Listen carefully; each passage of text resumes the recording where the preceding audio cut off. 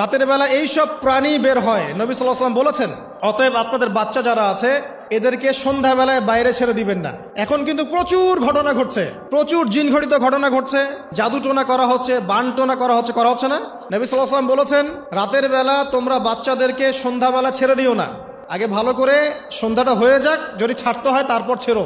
তারপর রাতের রাত যখন গভীর হবে তখন তোমরা এলোপাথালি ঘোরাফেরা করো না, রাস্তাঘাটে বনে জঙ্গলে ঘোরাফেরা করো না, কারণ এই সময় এমন কিছু মাখলুককে আল্লাহ পাক ছেড়ে দেন যাদেরকে তোমরা দেখো না। এখন সায়েন্সের যুগ তো, মানুষ মনে করে এগুলোর কোনো ভিত্তি নাই মনে হয়। কোরআন বলছে জাদু সত্য, কোরআন বলছে জাদু সত্য। কোন সূরা? সূরা বাকারা আয়াত নাম্বার 101, 102 পড়ে দেখেন। ওয়াত্তাবাউ মা তাতলু শায়াতিন আলা মুলকি সুলাইমান, এই আয়াতটা পড়েন, বিশাল একটা আয়াত আছে। ওয়া মা কাফারা সুলাইমান ওয়ালাকিন্না শায়াতিন কাফারু ইউআল্লিমুনা আন-নাস সিহর। এই সিহর দিয়ে কি হতো? মা ইউফাররিকুনা বিহি বাইনাল মারই ওয়া যাওজি। সুলাইমান আলাইহিস সালামের সময় এই জাদুবিদ্যার প্রচলন ছড়িয়ে পড়ে। এই জাদু মানুষ শিখে কি করছিল? নারী পুরুষের মাঝখানে, স্বামী স্ত্রীর মাঝখানে বিভেদ সৃষ্টি করছিল। এখন দেখেন না, পরিবারের স্বামী স্ত্রীর বন্ধন ভেঙে যায় না, কেউ কাউকে দেখতে পারে না, এমন হচ্ছে না? খুব ভালো সম্পর্ক হঠাৎ করে সম্পর্ক খারাপ। এই জাদুবিদ্যা সত্য। এবং এখনকার অনেক ভণ্ড যে কবিরাজগুলো বের হয়েছে, এরা জিনকে তাবে করে নিয়ে এই জিনদের মধ্য দিয়ে মানুষের মধ্যে জাদু ছড়িয়ে দিয়েছে। এই জাদুবিদ্যা সত্য। এর ফলশ্রুতিতে বহু পরিবার ধ্বংস হয়ে যাচ্ছে, দৃশ্য অদৃশ্যের অনেক ক্ষতি আছে। এগুলো এখনকার সায়েন্স বিশ্বাস করে না। আর সায়েন্স বিশ্বাস করে না বলে যে আমরা বিশ্বাস করবো না এমনটাও নয়। এখন বিজ্ঞান যেটা প্রমাণ করতে পারে নাই, এটা কি বিজ্ঞানের ব্যর্থতা না ইসলামের ব্যর্থতা? আল্লাহ রব্বুল আলামিন এবং তার রাসূল যা বলেছেন সেটাই চূড়ান্ত সত্য। সেটা আমরা প্রমাণ করতে পারি বা না পারি, এটাকে অন্ধভাবেই বিশ্বাস করতে হবে। এটাই হচ্ছে একটা মৌলবাদী কনসেপ্ট। আর এভাবে ইসলামের মৌলিক বিষয়গুলোকে না মানলে কেউ মুসলিমই হবে না। কথা কি বুঝতে পারছেন?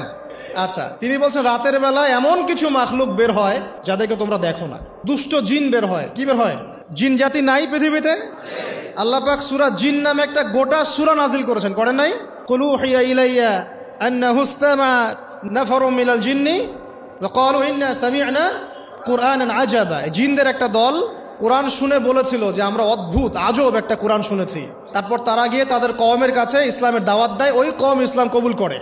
এটা নবী সাল্লাল্লাহু আলাইহি ওয়াসাল্লামের জীবনের সেই সময়কার ঘটনা, যখন নবীজি তায়েফ থেকে ফিরে আসছেন। তায়েফবাসী তাকে অত্যাচার করলো, তিনি নাখলা উপত্যকায় এসে নামাজ পড়ছেন, ওই নামাজের কেরাত শুনে জিনরা ইসলাম কবুল করেছে। তো সূরা জিনে আল্লাহ পাক এই কথা নাজিল করেছেন। তো আল্লাহ পাক যে বলছেন জিন জাতি আছে, আল্লাহ কি মিথ্যা কথা বলছেন?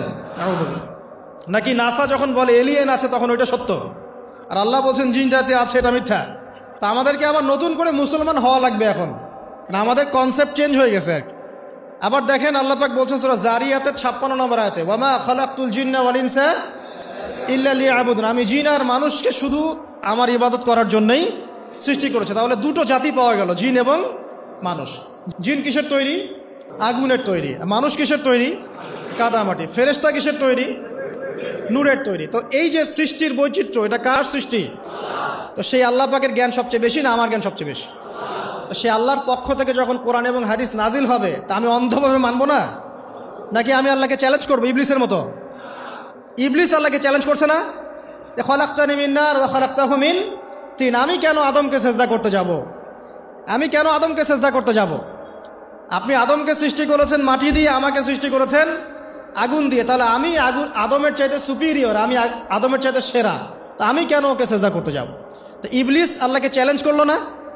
তো এখন আমরা যারা আল্লাহকে চ্যালেঞ্জ করছি, এখন এই বিশ্বে যারা আল্লাহকে চ্যালেঞ্জ করছে, কোরআনকে চ্যালেঞ্জ করছে, হাদিসকে চ্যালেঞ্জ করছে, এরা কি আল্লাহর অনুগত বান্দা না ইবলিসের এজেন্ট?